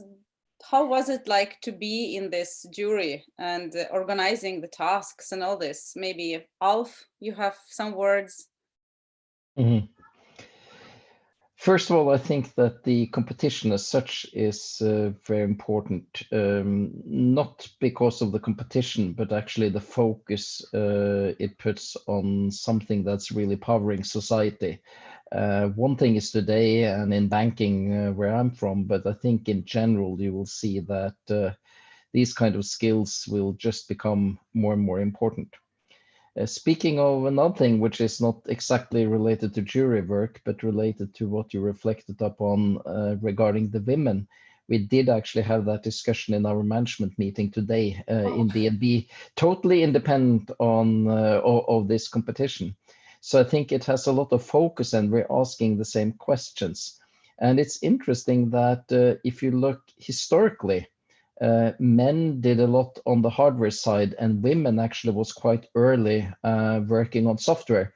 So historically, there's a lot of famous women that have contributed tremendously to computing. Then there's been some kind of dark age, and I just hope it's going to turn around now as we're seeing a lot more women, first of all, doing really well in school and attending higher education, and you're seeing a shift there over the years, as you probably all are aware of. But still, and we have a lot of really, really good young women in DNB working in tech, but we would like to have many, many more. So it's definitely a common challenge for all of us that I think we should be working diligently on trying to do whatever it takes to get people into this really exciting and important work. On the 28th of May, it's going to be Udadagen for women in tech. So it's also something for everybody to listen and enjoy. There are more female initiatives and all of them are great. going on. Any other observations from the jury? How was it to, you know, evaluate and see who is the best? It's so, you know, it's difficult, wasn't it? Anybody? The accessibility task was, you know, really interesting because some developers are good at understanding the whole picture and what they need to do, and that they need help from others as well, because the developers shouldn't, you know, be able to solve everything by themselves. And that's what we saw in the task we gave in accessibility. And I'm really excited about this quiz because a lot of those questions are really hard. So yeah, we'll see what happens. Is it possible to have a few correct answers with different scoring point on that? There are not that many questions, but they are hard. So they might, you know, get them all wrong because they might think there's another answer that's the correct one or whatever. So it's exciting. I'm really looking forward to what's happening now. Other jury members, what could you say to the people who hasn't participated in Rose Encoding Challenge this year? Any ways we can invite more participants? What was the fun part? How can it affect their future CV, for example? Well, from the more people perspective of this, I would certainly be very interested in seeing a CV with a diploma from the Rose Encoding Challenge. So that's for one, you know. And if there had been a developer participating from us as well who did extremely well, that would certainly be interesting because we would know that that person could be snapped up by someone else, of course. So that's number two. But I would also say maybe the first time, you know, it's hard to do something the first time. We know that some are early adopters, but there are not so many of them. And I think that comes to this competition as well, and developers that maybe, you know, it was nice to see others do it first, but then next year, you know, now you kind of know what it is. Yes, it's hard work, but wouldn't it be pretty sweet to say that I'm in the top 6%? Just a thought. Yeah, that's impressive number. Good point.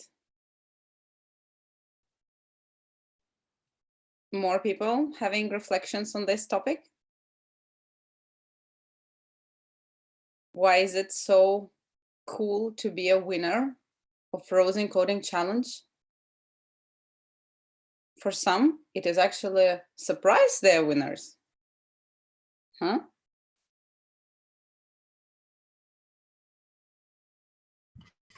I think Gunnar already mentioned that as well, but I think that it gives you a reference frame that you can put yourself into and see how you perform to a similar group. Even without, you can say, being the winner itself, you will know that you performed well. I also think that hopefully next year we'll see more technology. That I think that might be, you could say, a factor that keeps people out today, that it's only focused on Java. I think there'll be lots of developers that are maybe thinking, maybe I can't participate or I can't compete at this level because it's only offered at this technology. But I think it's been great to see so many that has tried. Even some said that I haven't coded Java for years, but I wanted to try anyway. I think that's the spirit, that coders or programmers are not necessarily the tool that they're using, but they're defined by, you could say, their skills in general. Yeah, good point. I think that, you know, one doesn't have a chance to win this competition if one doesn't participate. So the first step is to actually participate. And when I asked some people who didn't, I asked, why don't you want to like sign up? And the answer was, oh, I'm not so good. I'm not good. And of course, maybe they are. They just don't know that, right? Simon, do you have any reflections around today and the whole process? Like Liv said, this is the first time we tried this, and I'm sort of relieved that it's gone so well so far. So because a lot of people have been working, like 40 people or something have been working to make this happen, and I think this seems to be doing well, and I guess that by repeating it, it will be more like a known phenomenon, and it is certainly, it should be appealing to be able to compete in the type of work you're doing every day for a programmer. So it's a type of recognition I hope can be more widely recognized in the business. We have more people here. Heidi, you were the person with the coffee, right? Oh yeah, that's right. Yes. How does this coffee feel right now?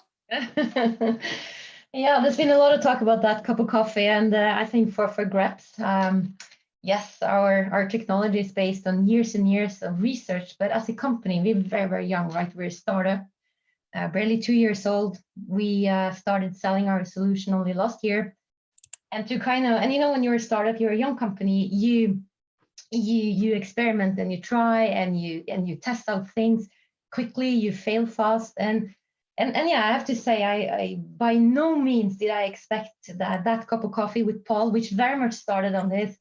Wouldn't it be cool if a non-profit, a computer association could do something together with a startup, and let's just meet and come up with something, right? And that was literally how it started. Yeah, and I think it's fair to say we didn't have that master plan. We've been using the Norwegian word dugnad in terms of, like, when we approach all of you partners, it was very much like, we have an idea, we think it would be amazingly cool to do something to honor the developers, right? And to do it in a way that developers can enjoy and like let developers demonstrate the ability to solve problems, like real problems coming from the industry themselves. And so yeah, that cup of coffee and sitting here today, I'm just super excited to see that also all the partners wanted to join in. Microsoft also as a technology partner, and now we sit here with just 40 people spending spare time making this happen. So yeah, I'm super excited, but also very proud, and a bit like proud of being in Norway and just seeing like all these great companies doing this together. I think that's yeah, that was a very unexpected outcome of that cup of coffee, and yeah, I'm just happy, proud, and for being a startup. Like I always say when I get the chance, it's just fantastic when you can do this kind of win-win stuff, right? Small company with unique, different technology, but zero branding, right? And here also like a company commercializing Norwegian research together with kind of the non-profit sector, together with like corporate sector, and we just do this together and create this. I think, yeah, say big congratulations to all of us also just doing it. We for sure did not have the answer to you when we met you first time and said, do you want to be a partner? We think we kind of know a bit how this would be, kind of. Right.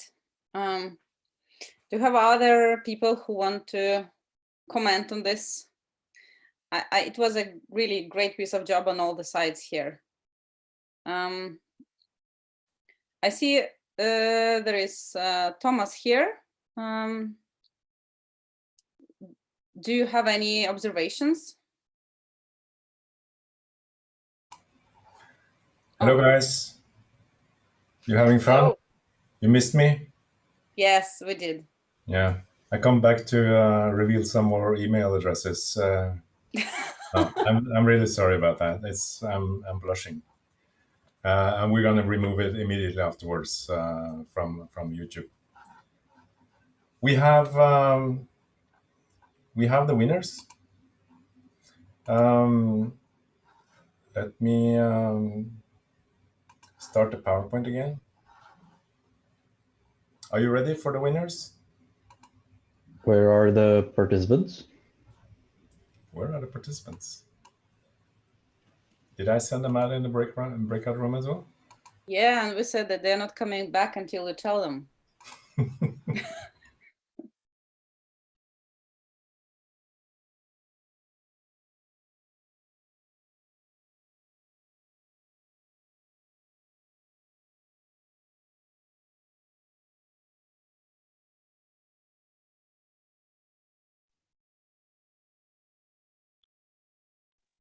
Very exciting.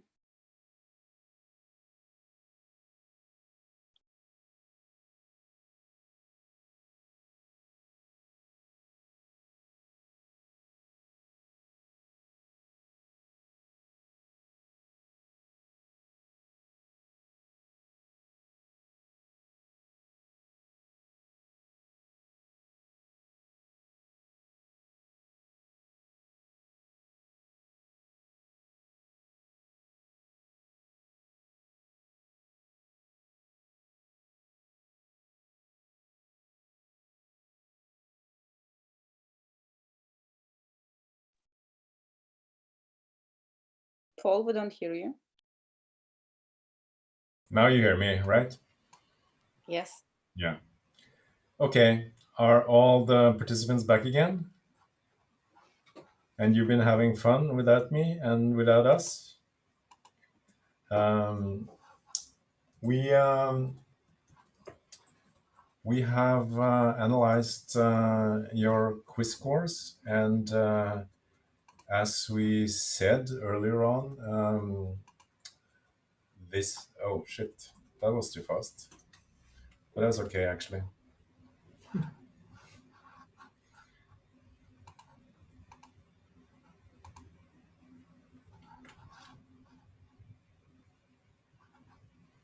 So try again.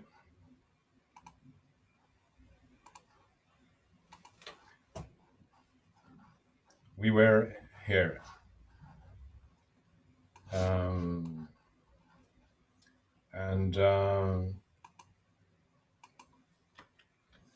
We have 5 individual winners, as I said. Didrik, you had the best solution in the Bouvet challenge. This plaque will be yours with your name on and this text, probably. It's in the working, but probably this text on it. And you will get it in the mail or in some other ways pretty soon. Bouvet, anything you want to say additionally to Didrik? Congratulations, and we're also giving a supplementary gift like all the other vendors. I guess you're going to say that, Paul? Yeah, I think you should say that. Yeah, we're giving of course, flowers, but also a gift card for Komplett, so that you can enjoy the lockdown better with some nerdy things. So thank you for participating, and congratulations on this, Didrik, from all of us at Bovuet. So that's the first winner in the competition. The second winner is Frank. He won the DNB challenge. And Frank, congratulations to you as well. You will get this plaque. DNB and Frank, anything you want to say about that? Well, from my perspective, just again, congratulations, and also that it was an atypical task that you solved really well. So we appreciate that very much. Remember to share this winning thingy on social media with pride and put it on your CV. Hope you do that. Frank, are you happy with that? Oh, yes. Thank you very much. Congratulations. Torbjørn, you will get this one for the best solution at the PatienSky challenge. Torbjørn, happy with that? Yeah, very. Good. You're going to put it on your wall? Of course. Of course. Depends on the weight. Yeah. We'll see. So congratulations to you too. And Evjenth, best solution, Sopra Steria challenge, fantastic. Lars, best solution at the Storebrand challenge. And Congratulations. Congratulations to all of you. And as Simon said, you all get a gift card and probably some flowers. It can be good to have some flowers into the house in these days. After all the coding tasks and the first question, this was the leaderboard. After the final quiz, we have a new leaderboard. And as we have said, the quizzes are only 10%. So all in all, the technical skills you have will be the majority of these results. Are we ready? Exciting. Yeah. We should have some drum solo now. Yeah, unmute to clap in the end, guys. Yeah, let's get some clapping now.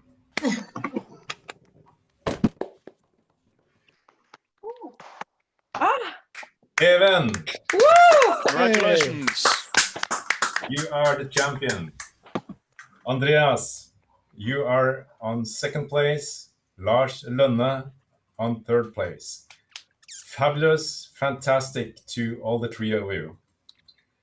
And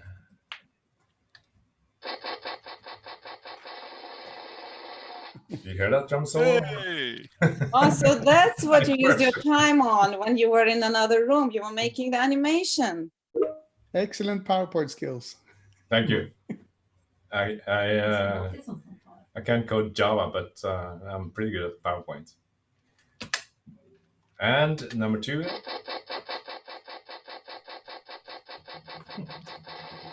Andreas Storesund Madsen.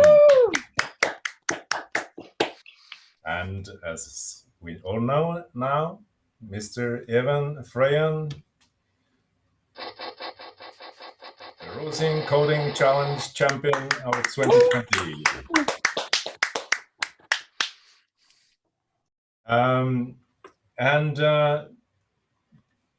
That's about all, except that I want to remind you that you're all winners. I can't get over the 6%. You're among the top 66% of all Java programmers in Europe. That's something to take with you anyway, whatever your rank in this competition. Maybe some words from the winner.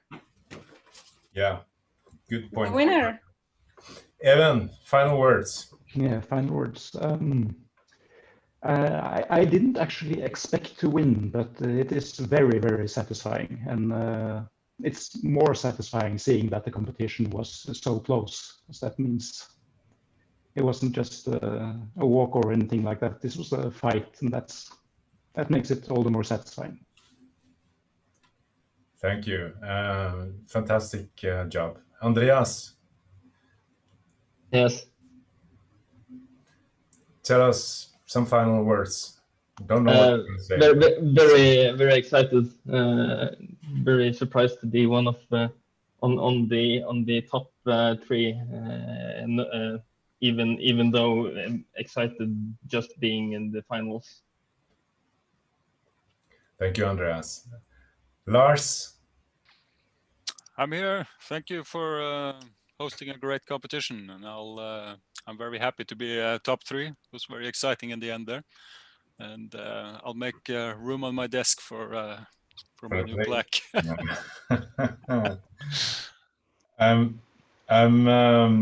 I want to thank everyone who's participated, particularly and not least the partners, Bovuet and PatienSky, Sopra Steria, Storebrand, and GrepS. You've done a fabulous job. I think I don't think neither you nor we expected this to be so much work, but we did it. We did it because we wanted actually to honor this craft, this programming craft in Norway. and lift it up. I know that in programming environments, everybody knows your stars, but nobody knows your stars out there in the streets. We want to do something about that. We want to help shine a light on this extremely important craft of programming. Craft and art, I'd say. So, everyone, thank you very much. If everything goes well, might meet again next year. We have to evaluate how this has been, and I really hope this is going to be a yearly event. And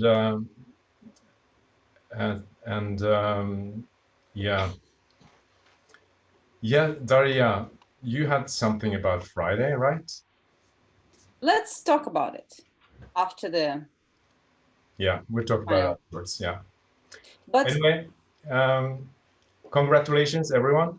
And thank you, Paul and Christian Torp and the other organizers, especially you who were holding into this. And again, the winners. I want you to clap for Andreas, these two Lars, supporters as well. Didrik, Torbjørn, Frank, Geertz, Audun, Magnar, Maciej, Ayush, Andreas, Lars, Halvor, all of you. Fantastic. Thank you. See you next year. Thank you, everyone. Thank you, everyone. Thank you. Thank you. See you next year. Thank you. Thank you. Bye-bye. Bye-bye.